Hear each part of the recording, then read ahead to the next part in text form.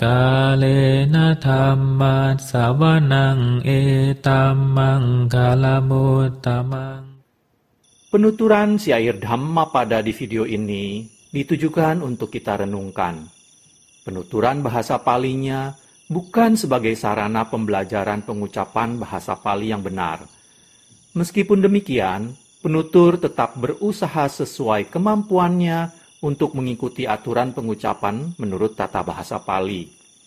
Namun dengan segala kerendahan hati, penutur memohon maaf atas kesalahan yang terjadi, baik dalam pengucapan maupun dalam pelantunan bahasa Pali dari bait-bait Dhammapada ini. Untuk syair Palinya, penutur memilih membacakan dari hard copy kitab Pustaka Dhammapada Pali Indonesia yang diterbitkan oleh Sangga Theravada Indonesia. Untuk terjemahan bahasa Indonesia dan kisah latar belakangnya, penutur memilih membacakannya dari sumber web samakkhipala.or.id di bagian Dhammapada. Semoga syair Pali Dhammapada beserta arti dan kisah latar belakangnya ini dapat kita renungkan sehingga membawa manfaat kebijaksanaan bagi kita semua. Semoga semua makhluk berbahagia. Sadhu, sadhu, sadhu. Terima kasih. Namo tassa bhagavato arahato samma sambuddhassa. Dasa namo tassa bhagavato arahato samma sambuddhassa namo tassa bhagavato arahato samma sambuddhassa. Pembacaan bait-bait Dhammapada beserta arti dan kisah latar belakang dibabarkannya bait tersebut oleh Buddha Gautama. Bhikkhu Wagga, kelompok bait tentang bhikkhu. Bait 367. Sabbaso namarupasming yasanati mamayitang asata cannaso cati sawe bhikkhu ti uncati. Bait 367. Artinya, apabila seseorang tidak lagi melekat pada konsepsi aku atau milikku, baik yang berkenaan dengan batin maupun jasmani, dan tidak bersedih terhadap apa yang tidak dimilikinya, maka orang seperti itu layak disebut bhikkhu.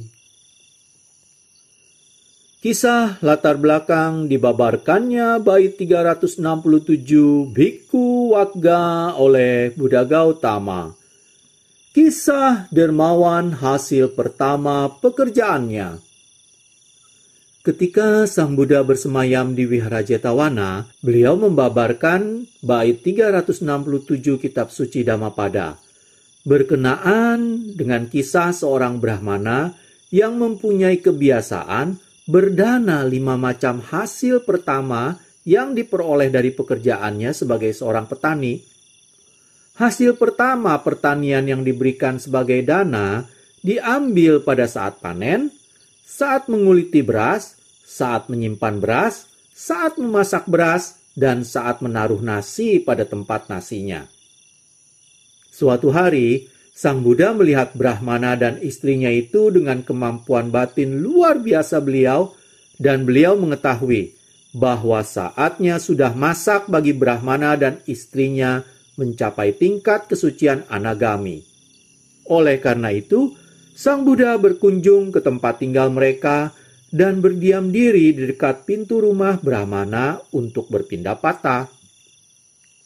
Pada saat itu, Brahmana sedang makan sambil melihat ke bagian dalam rumahnya, sehingga ia tidak melihat Sang Buddha berdiri dekat pintu rumahnya. Istri Brahmana yang sedang berdiri di dekat Brahmana itu melihat Sang Buddha tiba. Tetapi ia khawatir apabila suaminya melihat Sang Buddha berdiri di dekat pintu rumah untuk berpindah patah, suaminya itu akan memberikan seluruh nasi yang ada pada tempat nasinya kepada Sang Buddha, sehingga ia harus menanak nasi lagi. Dengan pikiran seperti itu, wanita itu kemudian berdiri menghalangi penglihatan suaminya, sehingga suaminya tidak bisa melihat Sang Buddha. Kemudian, wanita itu perlahan-lahan berjalan menghampiri Sang Buddha. Ia menghormat dan berkata kepada Sang Buddha, "Bante, kita tidak bisa berdana makanan pada hari ini." Tetapi Sang Buddha memutuskan untuk tidak beranjak dari tempat beliau berdiri. Beliau hanya menggeleng-gelengkan kepala. Melihat hal itu, istri Brahmana tidak dapat menahan diri. Ia ketawa. Oleh karena itu, Brahmana membalikan dirinya dan melihat Sang Buddha. Mengetahui apa yang dilakukan oleh istrinya itu, Brahmana menangis keras-keras sambil berkata, "Oh istriku yang buruk, engkau telah meruntuhkan aku." Segera Brahmana mengambil tempat nasinya. Ia menghampiri Sang Buddha dan memohon maaf sambil berkata, "Bante, silakan menerima pemberian nasi ini, meskipun saya sudah mengambilnya sebagian."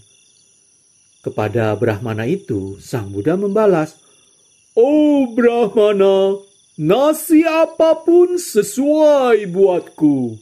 Apakah nasi itu belum diambil atau sudah sebagian diambil? Bahkan apabila masih tersisa 1 sendok." Brahmana sangat gembira mendengar kata-kata Sang Buddha. Pada saat yang sama, ia merasa berbahagia karena pemberian nasinya telah diterima oleh Sang Buddha. Brahmana itu kemudian bertanya kepada Sang Buddha, bagaimana seseorang bisa dikenal dan disebut sebagai bhikkhu? Sang Buddha mengetahui bahwa baik Brahmana maupun istrinya telah siap mendengarkan ajaran beliau perihal batin dan badan jasmani. Oleh karena itu, beliau menjawab, "Oh Brahmana, seseorang yang tidak lagi terikat kepada batin dan badan jasmani disebut bhikkhu." Kemudian, Sang Buddha membabarkan bait 367 berikut. Apabila seseorang tidak lagi melekat pada konsepsi aku dan milikku, baik yang berkenaan dengan batin maupun jasmani, dan tidak bersedih terhadap apa yang tidak dimilikinya, maka orang seperti itu layak disebut bhikkhu. Brahmana dan istrinya mencapai tingkat kesucian anagami setelah khotbah dhamma itu berakhir. Kalena dhamma savanang etamang kalamuttamang